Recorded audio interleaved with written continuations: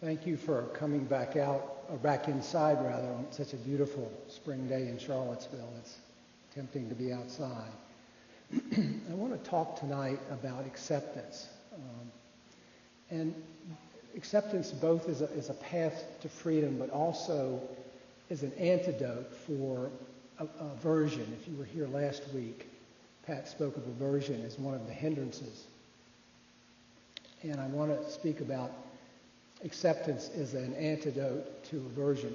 I think often out of aversion, we avoid things, we withdraw, we push them away, we try to get rid of them, we don't want to experience them.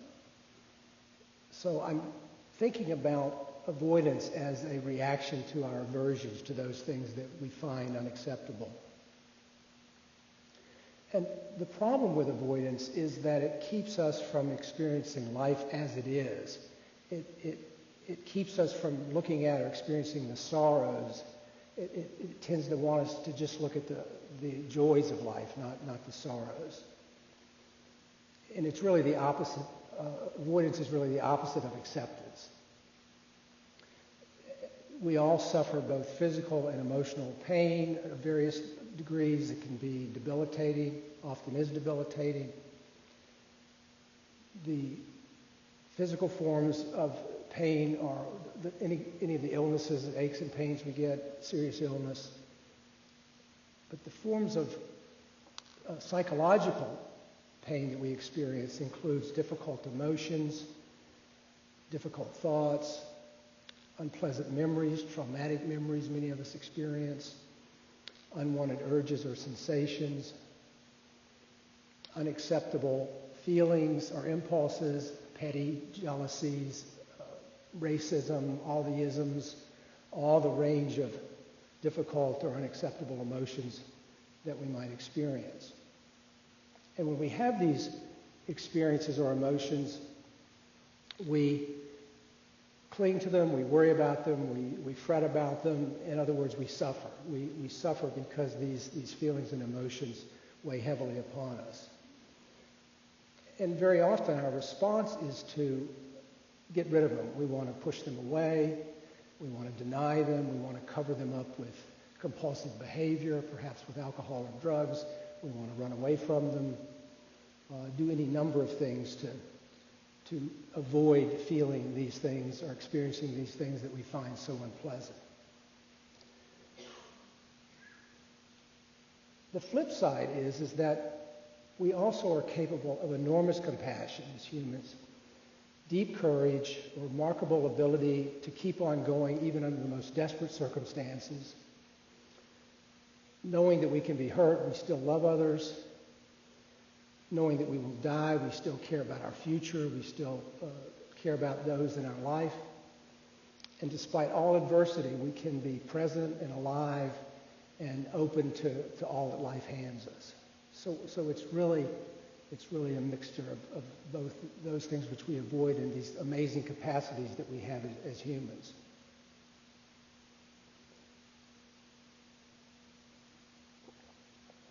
Dr. Rick Hanson, some of you may know his book, Buddha's Brain, and he has a new book, the title of which I'm not...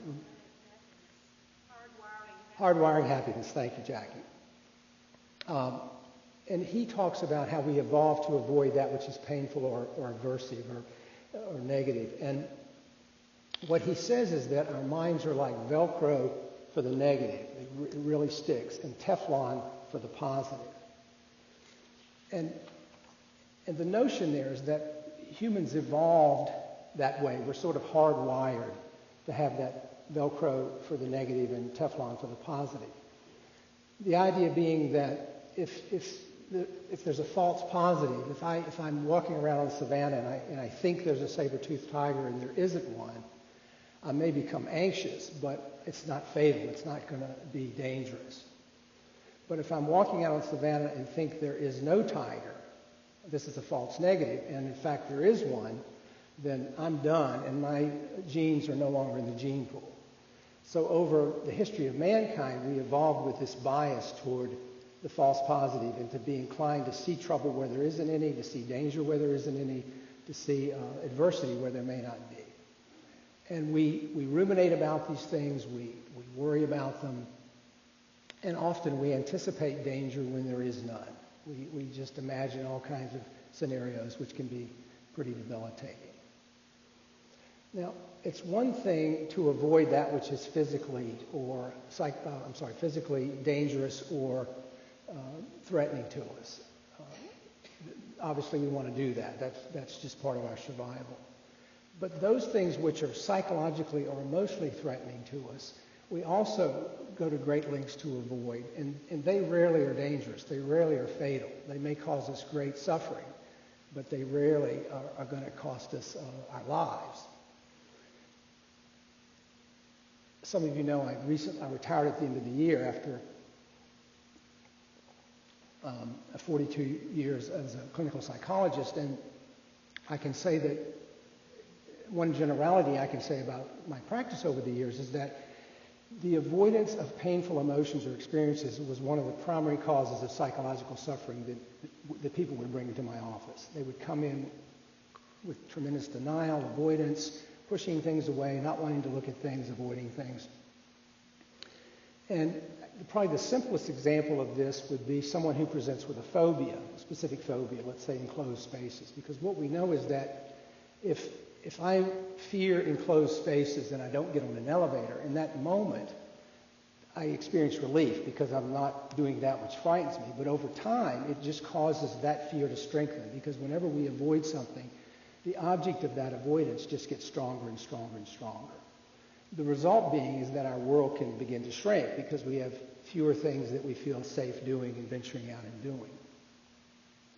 So that's one example of avoidance that I used to see in my practice, and it also, I think, applies to our daily lives. Now, again, I'm not just talking about external things that cause us psychological disturbance. I'm also talking about internal feelings and sensations and other things that we would seek to avoid that are unpleasant or uncomfortable.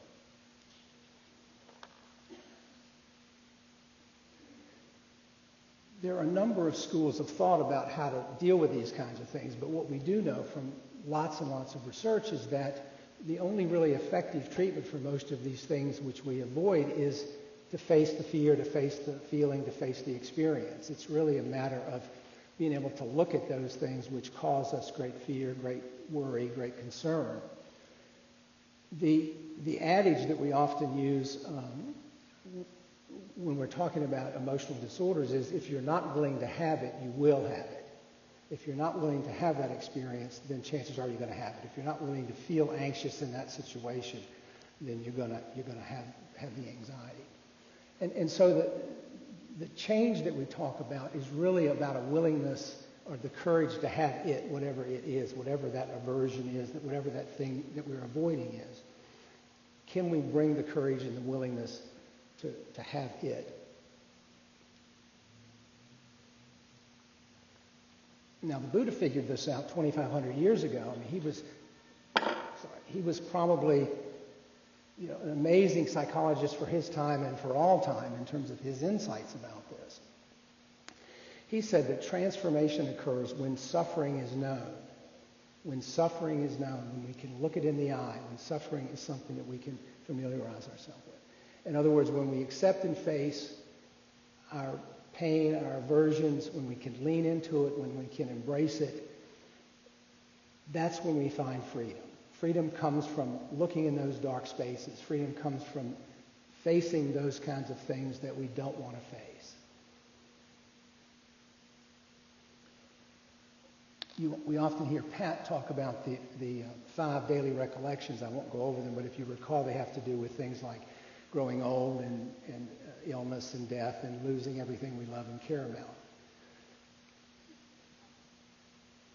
We often hear that, oh, that's so morbid, Buddhism is so morbid and dwells on the negative. Well, the fact is that by looking at those, by reminding ourselves of those, it's essentially a wake-up call. It's a way of saying to us that this is reality. Wake up to it. Wake up and appreciate it. Don't waste time, because if you do, what Tara Brach, one of my teachers, often talks about is that we live in the trance. And what she means by that is the autopilot of just going through life sort of just without being awake, without paying attention to what's going on. And recognizing these things, the 5 daily recollections or other things that are aversive to us, are a way of reminding us to be present, to be fully engaged with life, to fully embrace it.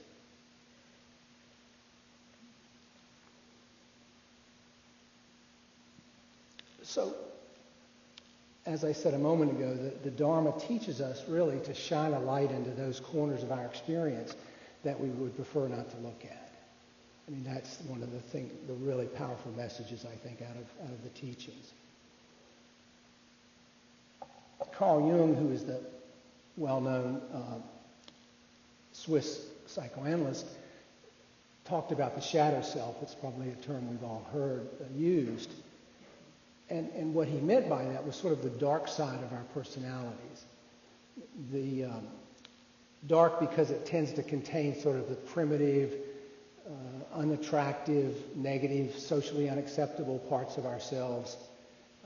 Power strivings, sexual lust, selfishness, greed, envy. I mean, any of those things he talks about being part of our shadow. And that we tend to keep this stuff, or try to keep this stuff obscured from our awareness. We really don't want to embrace it. We don't want to look at it. And that could include anything we deem evil, anything we deem unacceptable. But again, true acceptance is when we embrace this, we recognize all these disavowed parts of ourselves. Some of you know this poem by Rumi called The Guest House. I think it really, I'll read it. I think it really makes this point. He says that this being human is a guest house. Every morning a new arrival, a joy, a depression, a meanness. Some momentary awareness comes as an unexpected visitor. Welcome and entertain them all, even if they are a crowd of sorrows who violently sweep your house empty of its furniture. Still, treat each guest honorably. He may be clearing you out for some new delight. The dark thought, the shame, the malice, meet them at the door laughing and invite them in. Be grateful for whatever comes, because each has been sent as a guide from beyond.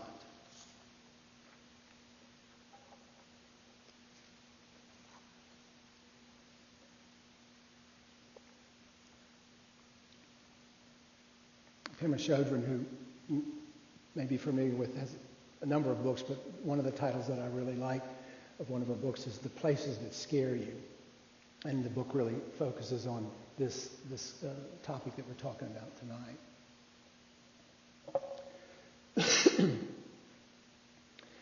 want to talk just for a few minutes about accepting the pain of loss and the feelings which accompany it. The loss that's inevitable in all of our lives. As try as we might, we can't avoid it. As hard as we try to deny it, it eventually catches up with us.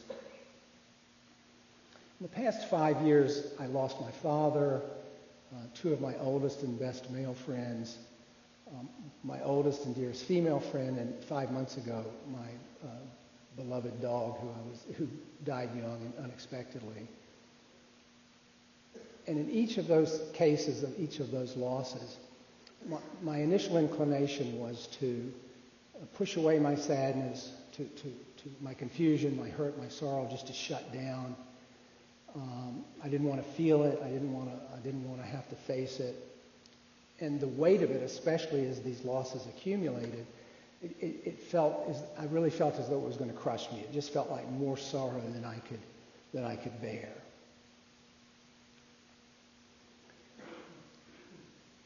But the interesting part about it was, and I think this is generally true, is that loss sometimes really opens our hearts. It strips away that protective armor, whether we want it to or not, and that's exactly what I experienced. It just kind of tore me open.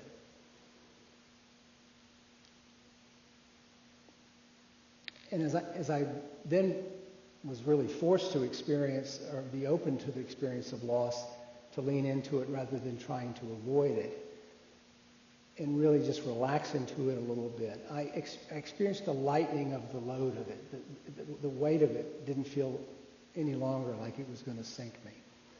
I was still very sad. I was still grieving, but it just didn't have that same oppressive, weighted quality that it had had before that opening occurred. It really kind of forced me to be present with what was, despite the pain, and there was a spaciousness that kind of came with it. And I think very often if we allow our grief and our sense of loss to really unfold, and rather than trying to deny it or run away from it or medicate it or whatever, it can really open us up and take our practice to a different level. I've really found that to be true over these last 5 years.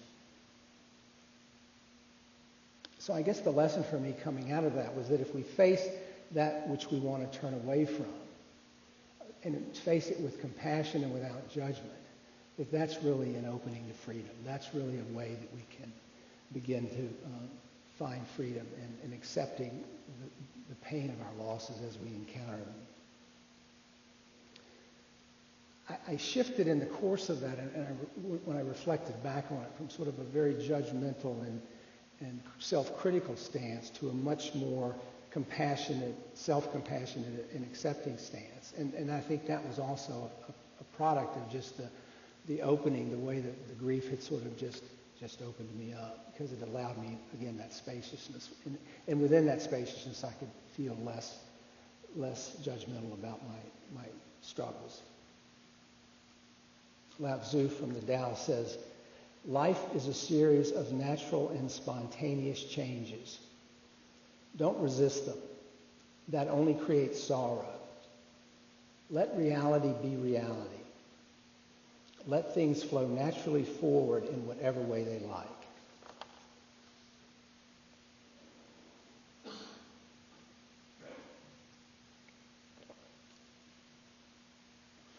Ajahn Sumedho is an American-born Theravadan monk, and he was asked in a Dharma talk what was the essence of the Buddha's teaching. And he said 3 things. He said, let go, and let go. And my understanding of that was that he's really telling us to let go of our attempts to control things, to push that away which we don't want to experience. He's saying, let go of all of that need to control. Just give it up and experience whatever is as it is. Joseph Campbell says, quote, "The first step to the knowledge of the wonder and mystery of life is the recognition of the monstrous nature of the earthly human realm as well as its glory. The realization that this is just how it is, and that it cannot and will not be changed. Those who think they know how the universe could have been had they created it, without pain, without sorrow, without time, without death, are unfit for illumination." So I think it comes down to this idea that the Taoists talk about, that life consists of the 10,000 joys and the 10,000 sorrows, and we have to embrace all of them. This is a poem from Dorothy Hunt, who's is entitled "Peace in This Moment Without Judgment." She says, "Do you think peace requires an end to war, or tigers eating only vegetables? Does peace require an absence from your boss, your spouse, yourself? Do you think peace will come in some other place than here, some other time than now, in some other heart than yours? Peace is this moment without judgment. That is all. This moment in the heart space where everything that is welcome. Peace is this moment without thinking that it should be some other way, that you should feel some other thing, that your life should unfold according to your plans. Peace is this moment without judgment. This moment in the heart space where everything that is welcome."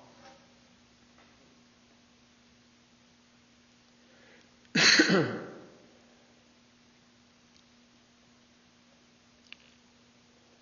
Buddha talked about the parable of the two arrows. We've talked about it a lot here. The pain and suffering are two different experiences. And if you recall, he said the first arrow is whatever life hands us. We can't do much about that one. The second one is how we respond to it. And that's something we do have some control over. But by accepting the pain of the first arrow, we do not have to identify with it. We don't have to allow the second arrow in. We don't have to think about it as our suffering. Me. Why is the universe doing this to me? My 91-year-old mother is railing against the universe these days because she can't understand why the universe has made her old and frail. And we took her on Saturday to get new glasses, and she was just extremely frustrated with her difficulty getting in and out of the car. But for her, it's very personal. Somehow this is unfair because this is being done to her, and that's her perspective. But it's the difference between saying, I am X or I am anxious, and therefore very identified with those feelings, and saying something like, anxiety is happening now. That's a less identified way of responding to it. So I'd like to do a brief reflection, if you would. Just take a couple minutes, relax, if you would, and close your eyes. And try to bring to mind an experience that's mildly anxiety-producing, nothing major, not a huge obstacle, but just like maybe you thought you lost your car keys or can't find your cell phone. And instead of thinking, I am anxious about losing my car keys, try instead to think, when I think about or encounter the possibility of losing my car keys, anxiety happens. So we're going to go from I am anxious about X to when I encounter X, anxiety happens. So just take a minute or two and try to work with both sides of that.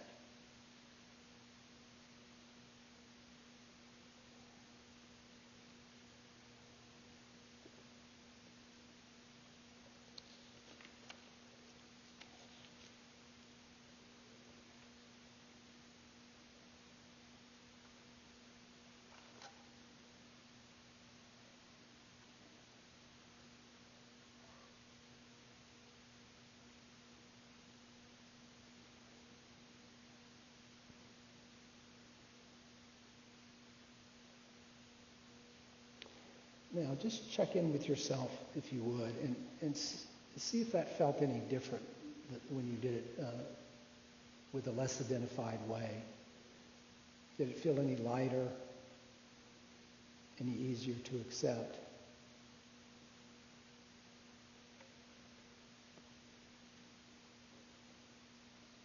Because de-identifying with our pain is one way that we can accept it, because it ceases to be about us. It ceases to be my mother thinking that the universe has conspired against her. Okay. And again, the Buddha taught that by accepting our suffering is a step toward alleviating the suffering, the second arrow. And he gives us a roadmap in the Eightfold Path with which to do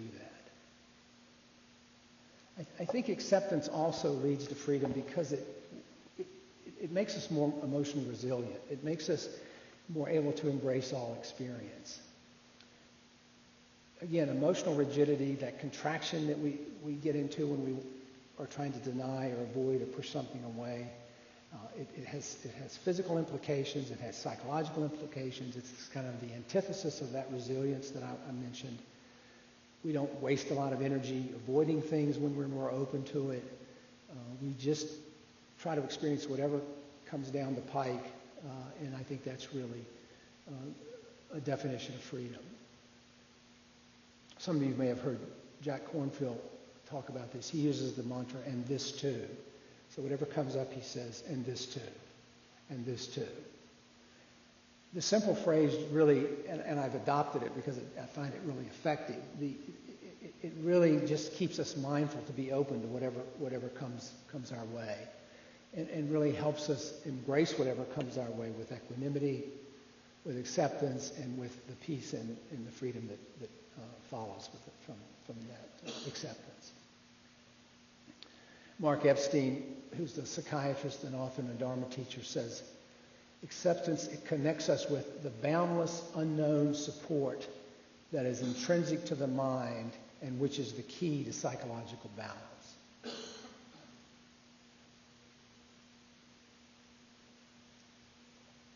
This is a poem from Ellen Bass. She says, to love life, to love it even when you have no stomach for it, and everything you've held dear crumbles like burnt paper in your hands, your throat filled with the silt of it.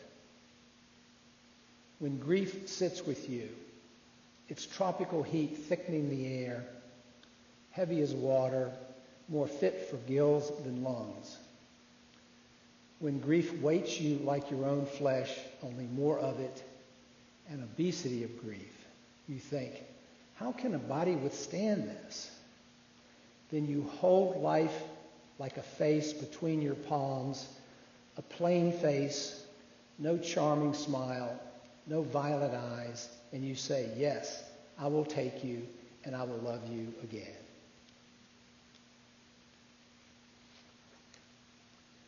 Carl Rogers, the famous psychologist, developed non-directive therapy, says, the curious paradox is that when I accept myself just as I am, then I can change. Tara Brach, in her first book, and in some of her Dharma talks, tells the story, some of you may know the story, of Mohini, the great white tiger in the Washington Zoo. And Mohini had been at the zoo for, probably decades. And in a 12 by 12, in the lion house, in a 12 by 12 cage with bars and a concrete floor. And I think it's a she just spent her days pacing back and forth in this cage. So as they were remodeling the zoo some years ago, they were trying to recreate the habitat that was more native to the various species. And they built this beautiful half-acre outdoor space, much more of a natural habitat. It had trees and hills and water and places to hide. And they were very excited about getting her out of the cage and into the new enclosure. But it was too late, because when she got in there, she immediately sought refuge in a corner of the compound and spent the rest of her life walking back and forth 12 feet at a time in that corner of the yard. She never ventured out of there. And that was her avoidance. That was her inability to, when given the opportunity to embrace something much larger, she was unable to do it.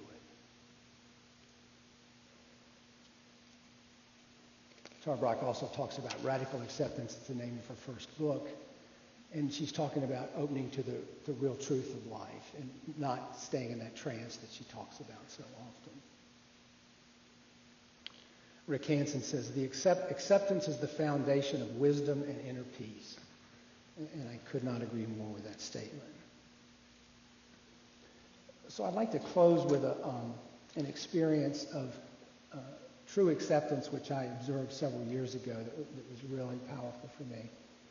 One of the losses that I spoke of earlier was my friend Mark from our days in New Jersey. I'd met him in 1979 when we first moved up there. And we remained friends until his death 2 years ago.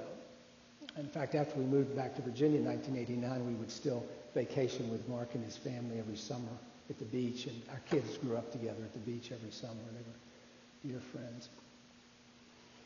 And Mark was an incredibly successful businessman. He lived a very full life with great gusto. He traveled the world. He climbed mountains. He lived life with energy, with passion, with presence. He was a force of nature. But several years ago, he'd been having some chronic stomach pains. And he was eventually, after many false starts, diagnosed with gallbladder cancer. It's very rare. Apparently, it afflicts fewer than 6,000 people annually. In fact, it's so rare when they began the treatment, there was no protocol for gallbladder cancer. They had to use the colon cancer treatment protocol. And so once he had the diagnosis, he immediately wanted the best treatment he could get. He really embarked on a very aggressive treatment program. He was just really not willing to accept that his life was going to end. He just fought the disease with every ounce of himself.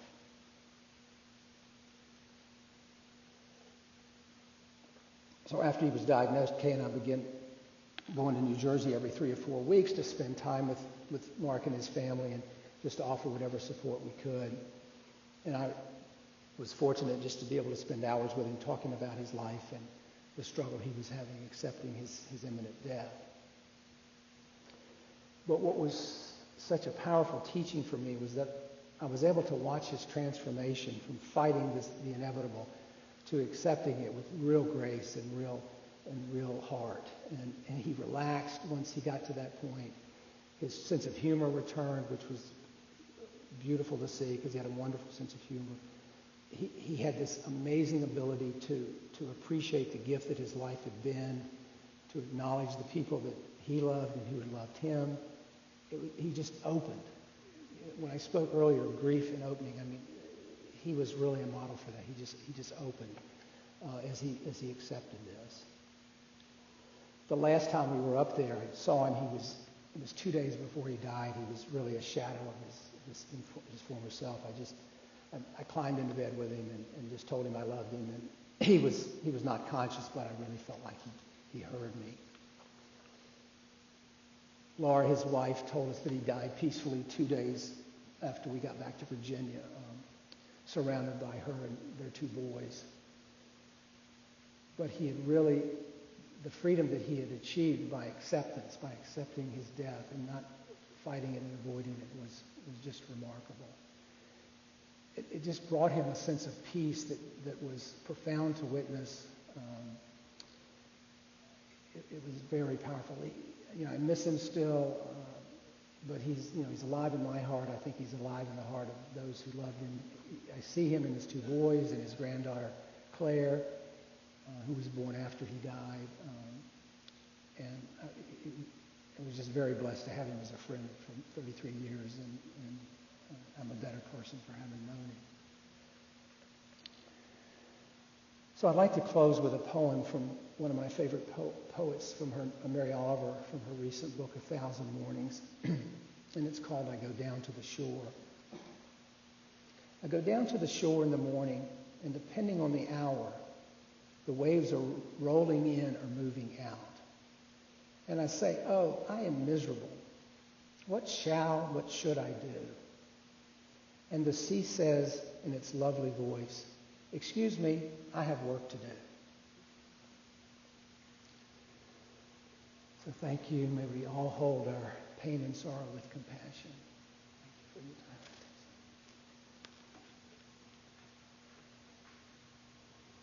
We have a few minutes. Do we have any comments or questions?